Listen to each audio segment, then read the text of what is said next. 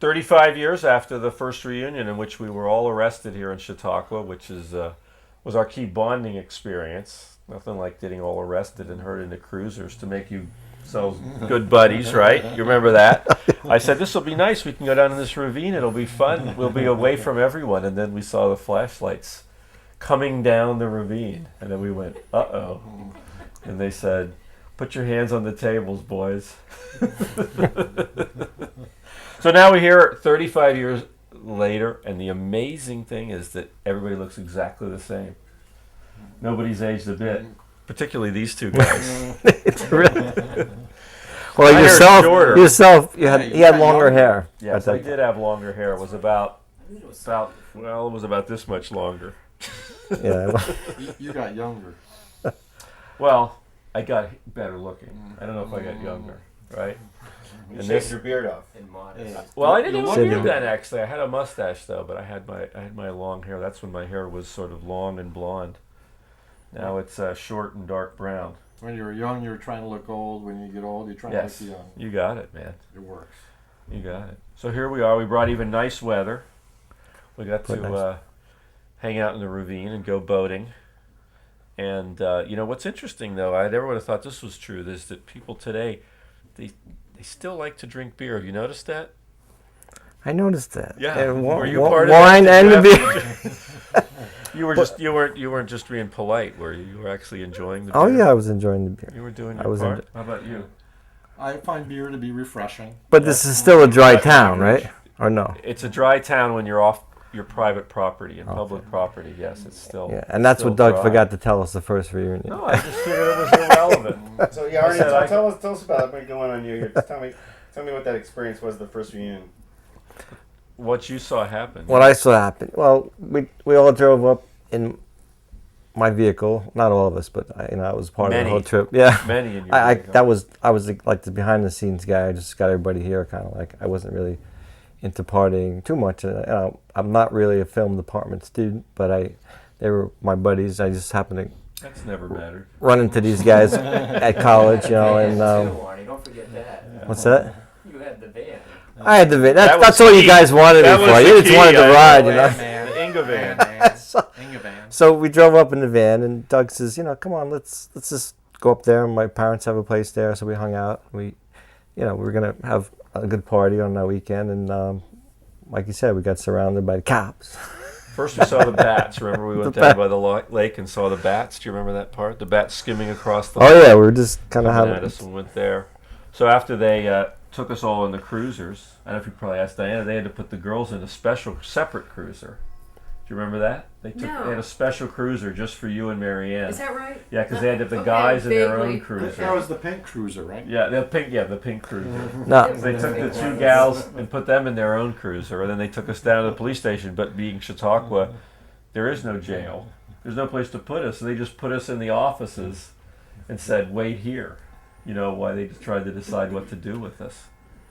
And meanwhile, my brother, who was like 12, rode by on his bike and rode back home and said, "Dad, all those friends Doug brought up here, they all just got arrested." They're all down at the police. We weren't here, a half hour? We were here about 4 hours. Oh, well, so your brother ratted you out. Well, he was saved us because he went and my dad was sitting there going, "Oh, great, okay. I remember he had his shorts on. He goes wandering up there. "What's going on here, officers?" "Well, we found these guys in the ravine drinking beer. We found this guy with the suspicious pills." It was Diana's boyfriend had bursitis pills, so they took him away from him and sent him off to Washington, Albany, to be analyzed. I don't think he ever got him back. And then they kept trying to decide what to do. They wanted to charge us, but they didn't really want to go. I think they really wanted to just intimidate us. But that didn't get very far because we kept laughing and making jokes. And then my father came in and just said, "Charge him or release him." And they kept saying, "No, we want to ask." He said, "Look, charge him or release him. You can't hold him without a charge. And are you going to, are you going to arraign him? What are you going to do?" Well, eventually they weren't going to do anything. I think they started to imagine. Didn't they? We all got like a green slip of paper. It was pink. I still got pink mine. Slip, like a warning sign, Warning and they confiscated all our beer and all our fruit and our Was that why the food. watermelon? They took our watermelon. They took our watermelon away. Why did they confiscate? Evidence. And I can't say They thought it was injected with something. Yeah, You know? and plus we were like, what were we? Where were we at that age? We were like 20.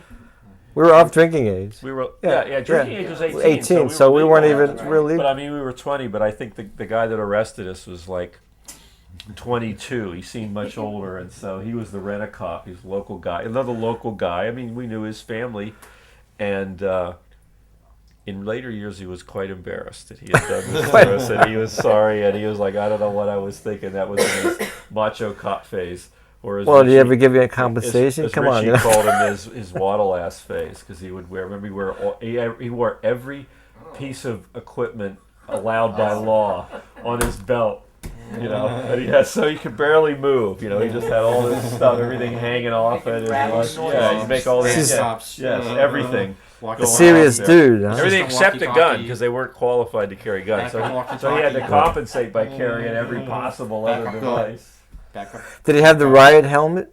I don't No. remember now. No, they didn't have a riot helmet, but they did have to bring the sheriff in for these extra cruisers. So even the Chautauqua didn't have enough cruisers to put us all in to take us in the 1 mile drive from the ravine. Yeah, that was to a the holding spectacle tank. because the whole town was like watching Yeah, us people being looked at taken. us as we all went through. But I didn't realize that some people took it serious. Like Richie actually thought maybe we'd go to jail. To me, it was like, oh, come on, you guys. You know, it's like, are you crazy? What's going to happen here? Well, today you can say that's pretty much, you know, that wouldn't happen. I mean, back then it wouldn't happen, but today it could happen. Today the way might be more they might serious 'cause detain now you the and send you cops- off. Yeah, because somewhere. now the cops are real, you know, kid wannabes that are you know, carry guns and are very serious and They'll they end up have a bunch tasering you of- or something. That's well, the now end. that you know, they still have no crime here, so they have no reason to exist except to just cruise around on their bikes and look cool and you know have satisfy the old ladies' fantasies that gangs aren't going to come in here and rob them or Right. something, but. You know, nothing ever happens. It's all public here. relations, The only thing right? that ever happens here is bikes get stolen, and they're useless to stop bike theft. So they have no, you know, they can't do anything about that. So they have no real function. But you know, Now, Arnie, coming up here with your guitar and all the previous reunions of you playing with Todd and Mark, I mean, isn't that special for you? And isn't that, you know, brings a lot of, you know, kinship and enjoyment? I think so. I think the guitar was my passion growing up, and also when I got to college, it was like I love playing. I just love not really performing, but just trying to get into the music on my own head and my own spiritual path. And people came and listened, and they stuck around, and I said, "Well, I must be doing something right." You know? And we actually had a lot of fun playing in the dorms, playing music. We had good times in the dorms, and then coming up here, and I look forward to coming up and playing. we had A lot good of stuff. tunage last night, right? Yeah, we had some good songs. What happens is everybody plays all the songs they know, and they're very rousing. And then as the night goes on, they start more and more. What else can we play? And more of the songs become ones that have one chorus. That's all everybody remembers. Then the song sort of peters out. Then we'll try another one, and then that sort of. Well, nothing's peters out. rehearsed. It's all off the cut. It's The all words. But I mean, we get all the well-known ones first, then we get all the obscure ones later. totally off the cuff. It's really nothing's rehearsed at I've all. noticed that. Which is kind of interesting. But how many guitars did we have last night? About 8? Five. I mean, there were playing, but everybody seemed to bring, 2 or 3. Oh, yeah. Right?